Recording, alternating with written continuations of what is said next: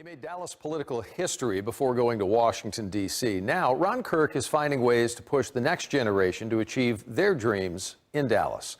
And as Kaylee O'Kelly tells us, it makes him our ones to know this week. I'd like to think I haven't peaked at 62. I've got more to give.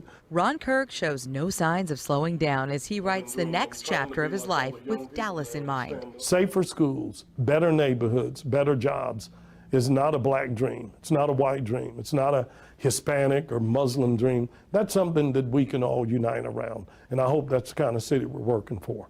But it's where he started. I grew up in a segregated school. My parents weren't allowed to attend the university that gave me my law degree.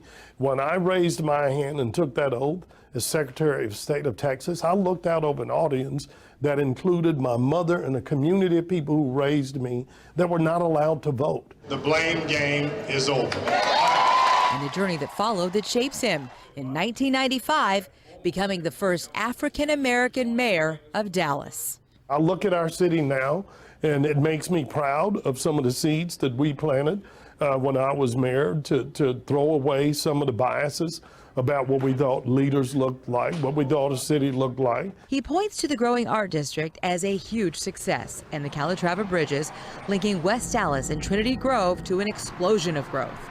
After a failed Senate run, he answered the call from President Obama and was confirmed as the U.S. Trade Representative. You can't help but be humbled by the reality of how richly we live in this country versus the rest of the world. A portion of his work now hangs on the wall at the Gibson, Dunn & Crutcher law firm in Dallas, where he works. I'm the only trade representative in history to pass 3 trade agreements in 1 year, and we did it all in 1 day and 1 night. So. And now, as Kirk enters the next phase of life outside public office, he's focusing on Dallas and